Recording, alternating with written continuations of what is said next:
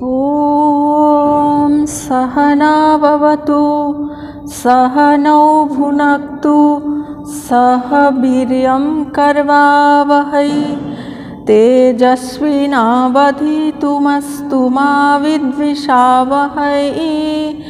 ॐ शान्ति शान्ति शान्तिः। ॐ हंस हंसाय विद्महे परमहंसाय धीमहि तन्नो हंसः प्रचोदयात्। ॐ असतो मा सद्गमय तमसो मा ज्योतिर्गमय मृत्योर्मामृतंगमय आविराविर्मयेधि। ॐ शान्ति शान्ति शान्तिः। ॐ स्थापकाय च धर्मस्य सर्वधर्मस्वरूपिणे अवतारवरिष्ठाय रामकृष्णाय ते नमः। जननीं शारदां देवीं रामकृष्णं जगद्गुरुं पादपद्मे तयो श्रित्वा प्रणमामि मुहुर्मुहुः। नमः श्री यतिराजाय विवेकानन्दसूरये सच्चित्सुखस्वरूपाय स्वामिने तापहारिणे। আপনাদের সকলের অন্তরস্থ পরমাত্মাকে অত্যন্ত ভক্তিপূর্বক অভেদভাবে নমস্কার নমস্কার নমস্কার। আজকের দিনটি একটি সন্ধিক্ষণই বলা যায়। গতকাল গেছে ভগবান শ্রী রামকৃষ্ণ দেবের কল্পতরু দিবস, আর আগামীকাল হচ্ছে শ্রী শ্রী মা সারদা দেবীর জন্মতিথি। তাই আমরা ঠিক করেছি যে ঠাকুরের সম্বন্ধেও, ঠাকুরের কল্পতরু হওয়ার সম্বন্ধে আমরা একটু জেনে নিয়ে আলোচনা করে তারপরে শ্রী শ্রী সারদা মার সম্বন্ধেও একটু আলোচনা করে তারপরে আমাদের যে মূল আলোচ্য বিষয় ঈশাবাস্যম উপনিষদ তাতে যাওয়ার ইচ্ছা আছে। প্রথমে কল্পতরু দিবস বিষয়ে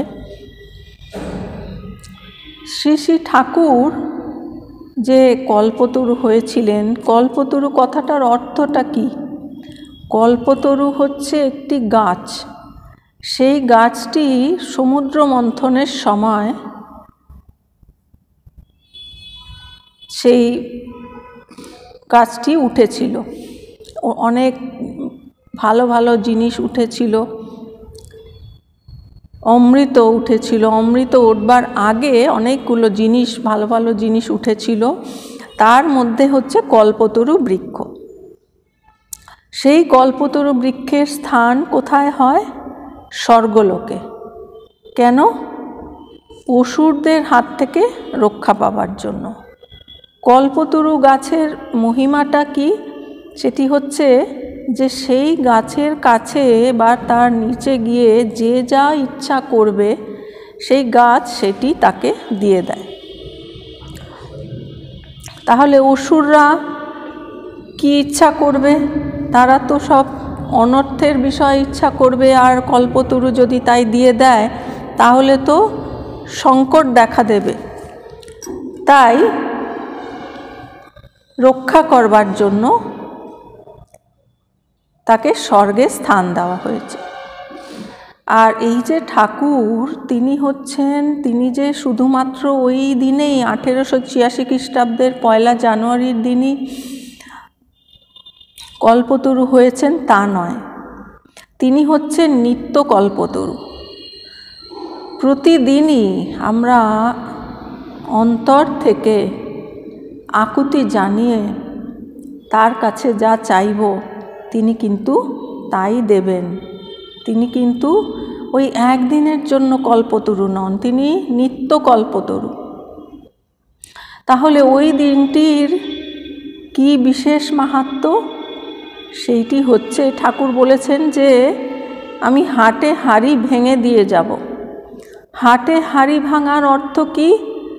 হাটের মাঝখানে একটি হাঁড়ি, সেইটি ভেঙে দিলে যেমন হাটের সকল মানুষ সেই বিষয়ে জানতে পারে, সেই বিষয়ে ওয়াকিবহাল হয়, সেই রকম। তো ঠাকুরের ওইটি ছিল হাটে হাঁড়ি ভাঙার মতো। তার আগে তিনি ভক্তদের আশীর্বাদ করতেন, বলতেন মায়ের ইচ্ছা হলে হবে, মা যা করবেন, এই রকম বলতেন। কিন্তু ওই দিন তিনি নিজের তার অবতারত্বের তিনি আত্মপ্রকাশ করেন, সকলের মাঝখানে তিনি প্রকাশ করেন নিজেকে, প্রকাশ, তিনি যে অবতার তার প্রকাশ। সেই যখন আমরা জানি তিনি কাশীপুর উদ্যান বাটিতে আসবার আগে তিনি শ্যামপুকুর বাটিতে ছিলেন, সেখানে তার অসুবিধা হচ্ছিল, তাই পৌষ মাসে যাত্রা নিষিদ্ধ এই ভেবে ঠাকুর অঘ্রাণ মাসে সম্পূর্ণ হবার 2 দিন আগে শ্যামপুকুর থেকে কাশীপুর উদ্যান বাটিতে চলে আসেন 1886 খ্রিস্টাব্দে। তারপরে সেখানে তিনি তার অন্তর্লীলা সমাপন করেন।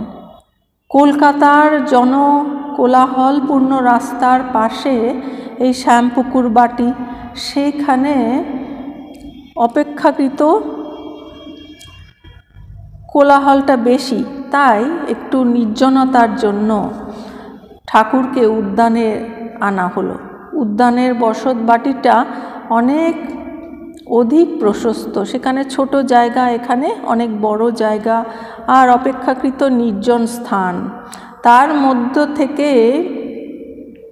যেদিকেই দেখো না কেন সেখানে শুধু গাছ, বৃক্ষরাজি, তারপরে কুসুমের উজ্জ্বল বর্ণ অনেক ফুল ফুটে থাকতো, তারপরে তৃণ, ঘাস,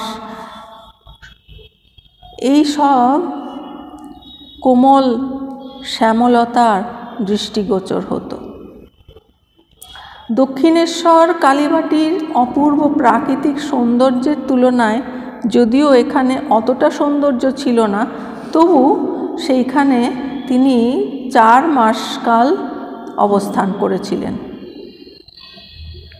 আর কলকাতা থাকার পর এখানে এসে তিনি অনেকটা ভালো, রমণীয় বলে মনে করেছিলেন। ওই উদ্যানে প্রবেশ করা মাত্রই সেখানকার মুক্ত বায়ুতে প্রবিষ্ট হয়ে তিনি খুব প্রফুল্ল হয়ে চারদিকে লক্ষ্য করতে করতে এগিয়ে যাচ্ছিলেন। তারপর দোতলায় তার বাসের জন্য যে নির্দিষ্ট প্রশস্ত ঘরখানি নির্দিষ্ট ছিল, সেখানে প্রবেশ করেই তিনি তার দক্ষিণে যে ছাদটি আছে সেইখানে উপস্থিত হয়ে ওখান থেকে কিছুক্ষণ উদ্যানের শোভা নিরীক্ষণ করেছিলেন।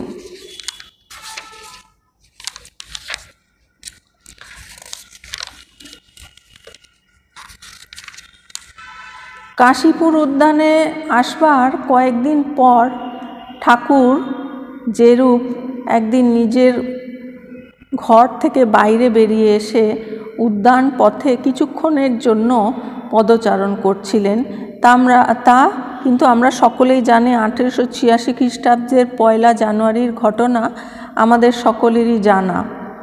সেই সময় কলকাতার বউবাজারের পল্লী নিবাসী প্রসিদ্ধ ধনী অক্রূর দত্তের বংশে জাত রাজেন্দ্রনাথ দত্ত মহাশয় হোমিওপ্যাথির চিকিৎসা আলোচনা ও শহরে প্রচলনে ইতিপূর্বে যথেষ্ট পরিশ্রম ও অর্থ ব্যয় করেছিলেন।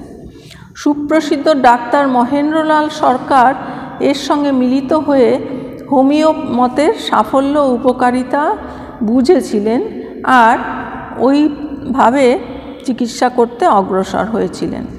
কিন্তু ঠাকুরের শরীর কিন্তু ক্রমশ অসুস্থই হচ্ছিল। তারপরে ক্রমে ক্রমে পৌষ মাসের অর্ধেক চলে গেল। 1886 খ্রিস্টাব্দের 1 জানুয়ারি উপস্থিত হলো। ঠাকুর ওই দিন কিন্তু অন্যান্য দিনের মতো অসুস্থ বোধ করেননি, তিনি ওই দিন বেশ সুস্থ বোধ করছিলেন। তারপরে তিনি কিছুক্ষণ ওই উদ্যানে বেড়াবেন এই ভেবে তিনি নিচে নেমেছিলেন। সেই সময় অবকাশের দিন বলে, সেদিন ছুটির দিন ছিল, তাই গৃহস্থ ভক্তরা সেখানে অনেকে উপস্থিত হয়েছিলেন। তারা সেখানে একে একে দলবদ্ধ হয়ে উদ্যানে বেড়াতে আসতে লাগলেন। সেই রকম অপরাহ্ন 3টার সময়, বিকেল 3টের সময় ঠাকুর যখন উদ্যানে বেড়াবার জন্য উপর থেকে নিচে নামলেন, তখন সেই জায়গায় প্রায় 30 জন মতো ব্যক্তি উপস্থিত ছিলেন। তারা কেউ গৃহমধ্যে, কেউ বা গাছের নিচে বসে গল্প করছিলেন বা ইতস্তত এদিকে ওদিকে ঘোরাফেরা করছিলেন। আর তাকে দেখেই ঠাকুরকে দেখেই তারা সসম্ভ্রমে উঠে দাঁড়ালো। আর তিনি নিচের যে হলঘর, তার পশ্চিমের যে দরজা, সেই দিক দিয়ে উদ্যান পথে নেমে দক্ষিণ মুখে ফটকের দিকে ধীরে ধীরে অগ্রসর হলেন। আর তার পেছন পেছন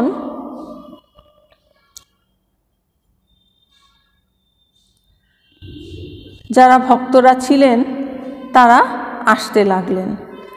তারপরে ঠাকুর সকলে ইতস্তত হয়ে আসছেন, কেউ কিছু বলবার আগেই ঠাকুর বলে উঠলেন গিরিশচন্দ্র ঘোষকে যে, গিরিশ, তুমি যে সকলকে এত কথা, অর্থাৎ আমার অবতারত্ব সম্বন্ধে বলে বেড়াও, তুমি আমার সম্বন্ধে কি দেখেছ ও বুঝেছ?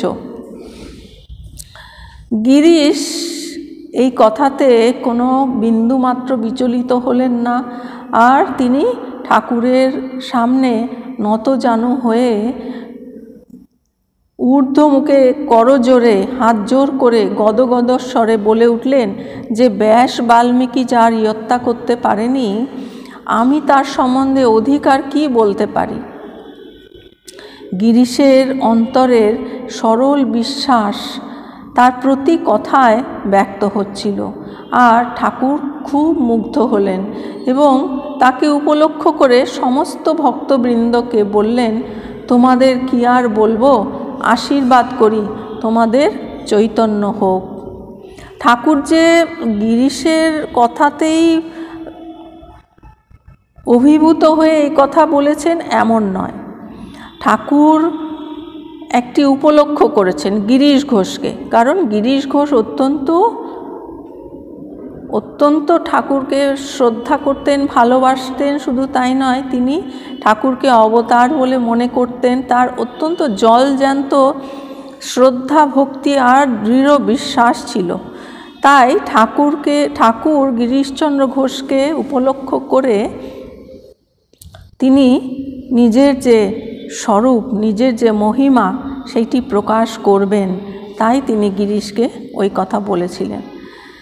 তারপরে ঠাকুর বলছেন, তোমাদের কি আর বলবো, আশীর্বাদ করি তোমাদের চৈতন্য হোক। এখন এই যে চৈতন্য হওয়া বলতে আমরা কি বুঝবো? আমরা তো সকলেই কিন্তু চেতন, তাই না? আমরা সকলে এই কাজ করছি, চিন্তা করছি, বুদ্ধি দিয়ে বিচার করছি, সব কিছুই তো আমরা করছি। আমরা মোবাইল নিয়ে ঘাটাঘাটি করছি। আজকাল তো ডিজিটাল এরা হয়ে গেছে, তো আমরা সব কিছুই সচেতন। তাহলে ঠাকুরের এই চৈতন্য হওয়া কথাটার মানেটা কি? তিনি এইটি বলতে চাইছেন যে আমাদের ভেতরে যে ঈশ্বর সত্তা রয়েছে, যে আত্মসত্তা রয়েছে, সেই বিষয়ে আমরা সচেতন হই, তাকে আমরা উপলব্ধি করি, তাকে আমরা জানি, তবেই কিন্তু জীবনের সার্থকতা, তবেই কিন্তু আমরা সেই মুক্তি, মোক্ষ, নির্বাণ লাভ করতে পারি। তো ঠাকুর সেই কথাই বলেছেন যে আমরা যে স্বরূপত আত্মা, স্বরূপত ব্রহ্ম, সেইটি বিষয়ে আমরা জ্ঞানবান হই, সেই বিষয়ে আমরা উপলব্ধি করি, সেই বিষয়ে আমাদের চৈতন্য হোক, এইটি ঠাকুর বলতে চেয়েছেন। যে যেটি আমরা উপনিষদে পাই, তাহলে সেই চৈতন্য হওয়া, সেই ভেতরে আমাদের কে আছে? সেই হচ্ছে সেই যে পরব্রহ্ম, পরমাত্মা, তিনি আছেন। আর তাহলে তাকে পেলে কি হবে আমাদের? তাকে পেলে আমাদের আর কোনো কিছুই পাওয়ার বাকি থাকবে না, আমরা পূর্ণ হয়ে যাব। আর সেই পূর্ণতাটা কি? সেই পূর্ণতাটা হচ্ছে উপনিষদে বলা হয়েছে, বিভিন্ন উপনিষদে বলা হয়েছে। বৃহদারণ্যক উপনিষদে বলছেন যে, খুব সুন্দর সেখানে বলছেন যে সোবা এষ মহারাজা আত্মা অজর অমৃত অভয় ব্রহ্ম বৈ ব্রহ্মা ভয়ং হি বৈ ব্রহ্ম ভবতি ইয়া এবং বেদ। যে সেই যে আত্মা, তিনি কীরকম? তিনি হচ্ছেন অজর অমর অবিনাশী, তিনি হচ্ছেন অমৃত, তাকে জানলে মৃত্যুকে অতিক্রম করা যায়, অমৃত। আর অভয়, সেখানে ভয়ের কোনো লেশ থাকে না। সেই যে আত্মা, তিনি যে আমার স্বরূপ, এইটি উপলব্ধি করা, এইটি হচ্ছে চৈতন্য। আবার আরেক জায়গায় বলছেন যে ব্রহ্মবেদ ব্রহ্মৈব ভবতি ব্রহ্মবিদ আপনোতি পরম। তো সেই যে ব্রহ্ম, তাকে নিজের আত্মা, আমি স্বয়ং, আমার স্বরূপ, এই যে উপলব্ধি, এটাই হচ্ছে চৈতন্য। তো সেই চৈতন্য আমাদের সকলেরই হোক, এইটি তিনি আশীর্বাদ করেছেন।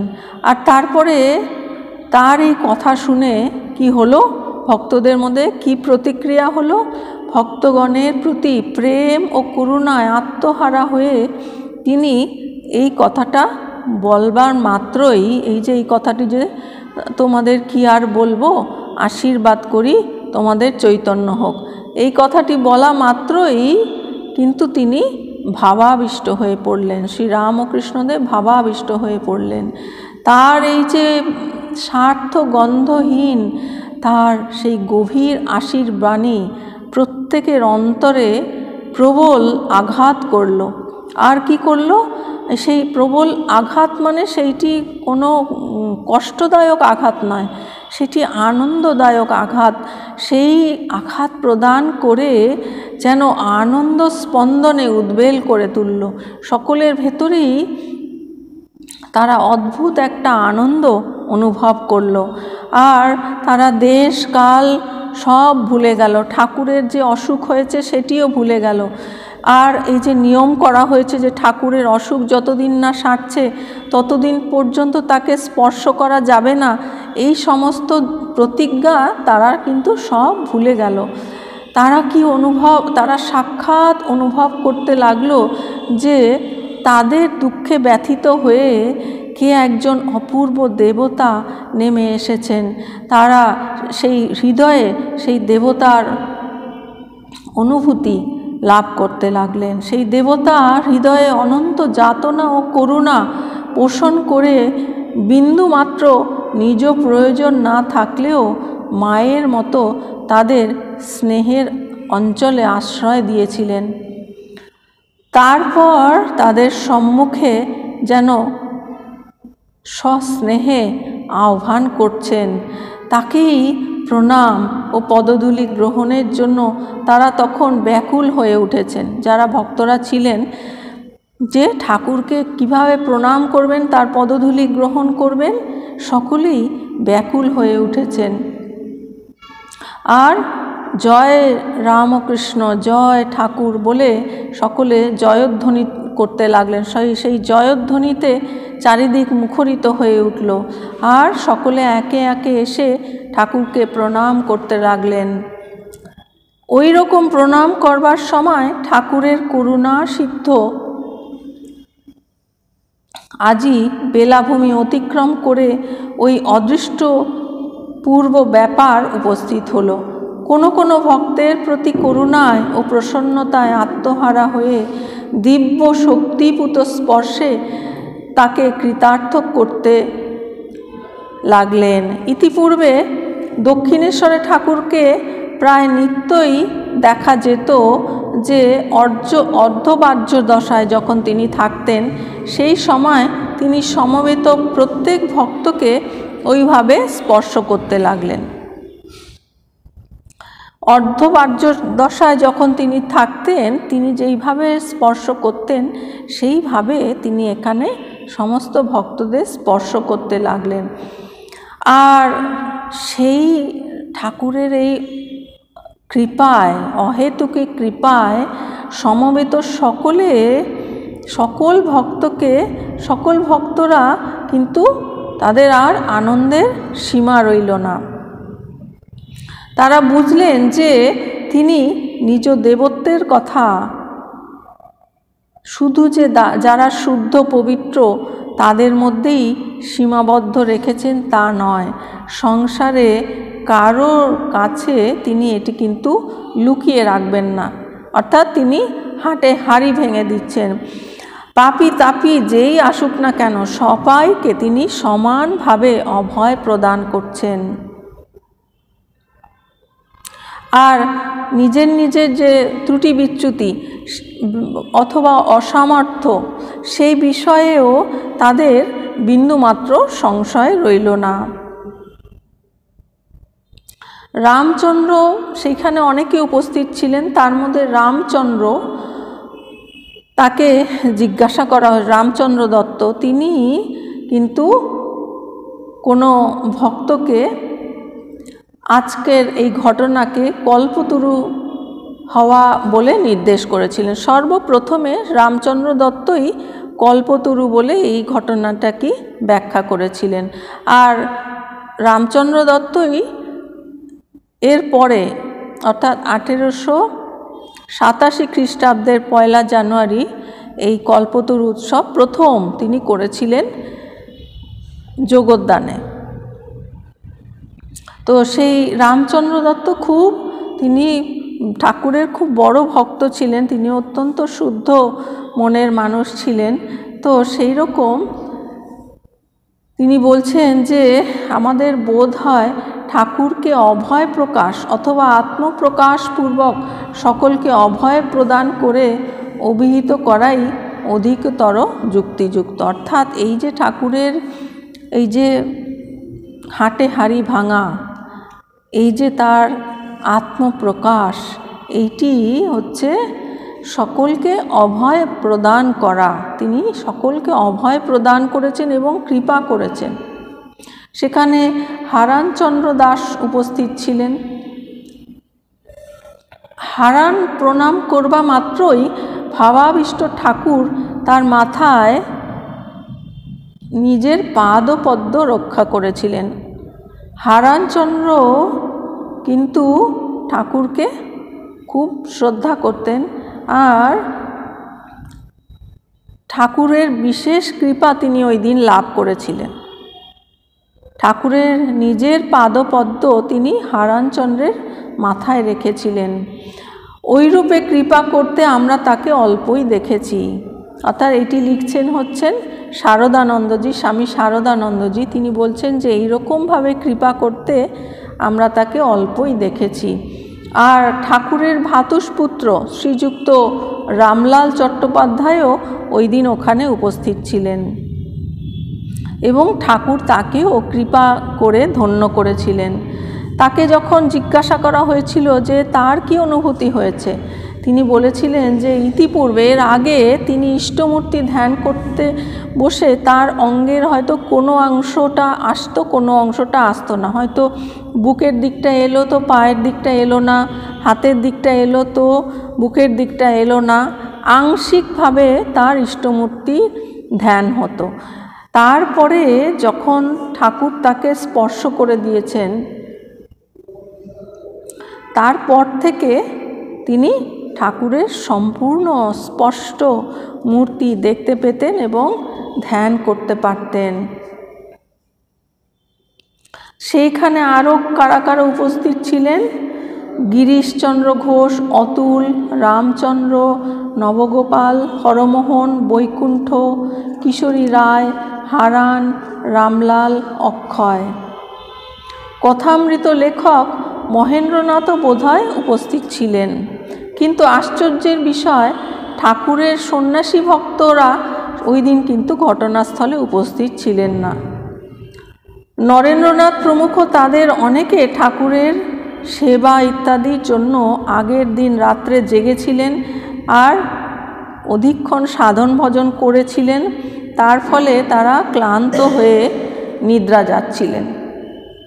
লাটু ও শরৎ তখন জাগ্রত ছিলেন এবং ঠাকুরের যে ঘর সেখানে দক্ষিণে যে দ্বিতলের ছাদ ছিল ওই ঘটনা দেখতে পেলেও তারা কিন্তু সেখানে যাননি, কারণ ঠাকুর উদ্যানে পদচারণ করতে নিচে নামবা মাত্র তারা ওই অবকাশে কি করেছিলেন, ঠাকুরের যে শয্যা, তার যে বিছানা, সেইটি রৌদ্রে দিয়ে ঘরটাকে পরিষ্কার পরিচ্ছন্ন সংস্কার করছিলেন, তাই তারা সেখানে উপস্থিত হননি। উপস্থিত যারা ছিলেন তাদের মধ্যে উল্লেখযোগ্য হচ্ছে বৈকুণ্ঠনাথ। বৈকুণ্ঠনাথ যা বলেছিলেন যে ঠাকুরের এই কৃপার কথা, তাতে কি বলা হয়েছে যে বৈকুণ্ঠনাথ শারদানন্দজিরই তাদেরই সমসাময়িক, আর ঠাকুর তাকে উপদেশ আদি প্রদান করেছিলেন এর আগে, সেইভাবে গড়ে তুলেছিলেন বৈকুণ্ঠনাথকে ঠাকুর। সেই বিষয়ে কোনো কথা, আচ্ছা, ঠাকুর তাকে মন্ত্র দীক্ষা প্রদান করেছিলেন। মন্ত্র দীক্ষা প্রদান করে বৈকুণ্ঠনাথের জীবন তিনি ধন্য করেছিলেন। তখন থেকেই তিনি সাধন ভজনে রত ছিলেন, আর যাতে ইষ্ট দেবতার দর্শন হয় সেই বিষয়ে খুব চেষ্টা করছিলেন। ঠাকুরের কৃপা ভিন্ন ওই বিষয়ে সফল কাম হওয়া সম্ভব নয়, এটিও তিনি বুঝেছিলেন।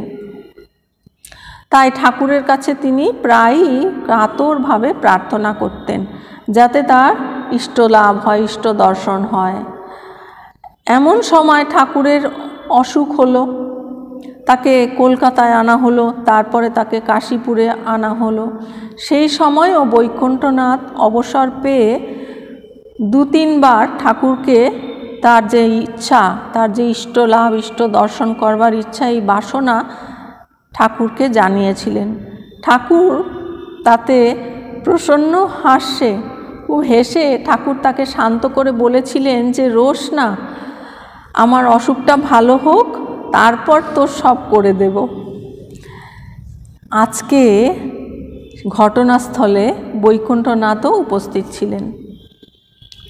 ঠাকুর ভক্তদের মধ্যে 2-3 জনকে দিব্য শক্তিপুত স্পর্শে কৃতার্থ করবা মাত্রই সে তার সম্মুখে উপস্থিত হয়ে ভক্তি ভরে প্রণাম করে বলল, মহাশয় আমাকেও কৃপা করুন বৈকুণ্ঠনাথ। ঠাকুর বললেন, তোমার তো সব হয়ে গেছে। বৈকুণ্ঠ বলল, আপনি যখন বলছেন হয়েছে তখন নিশ্চয়ই হয়ে গেছে, কিন্তু আমি যাতে সেটা অল্প বিস্তর বুঝতে পারি সেটি আপনি করে দিন।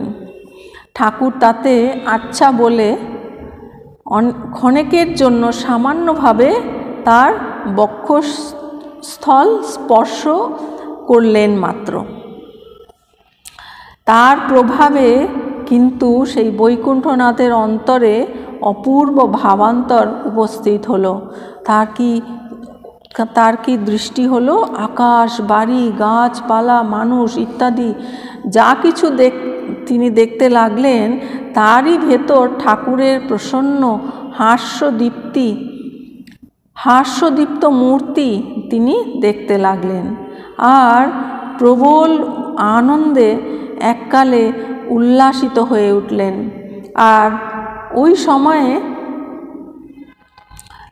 অন্যান্য যারা ছাদে ছিলেন তাদেরকে দেখতে পেয়ে তিনি বলতে লাগলেন, কে কোথায় আছিস, এই বেলা চলে আয়। কারণ ঠাকুর সবাইকে অহেতুকি কৃপা করছেন, কৃপা তিনি বিলোচ্ছেন, তাই কে কোথায় আছিস চলে আয় চলে আয় বলে তিনি ডাকাডাকি করতে লাগলেন। অনেকে এলেন, কিন্তু